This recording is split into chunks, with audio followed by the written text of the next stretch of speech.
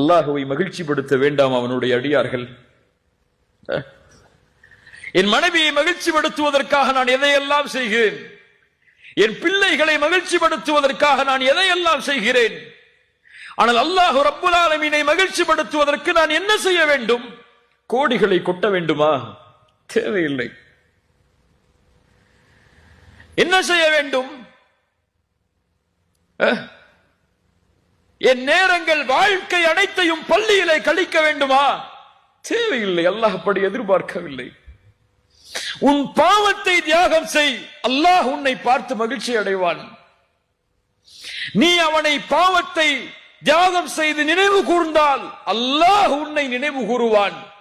சிறந்த மக்களிடத்தில், சிறந்த கூட்டத்தில் என்ன பாவம் செய்தாலும் அல்லாஹ் மன்னிப்பான். உள்ளத்திலே பதிய வைக்க வேண்டிய முதல் விஷயம், நல்ல பதிய வச்சுக்கொள்.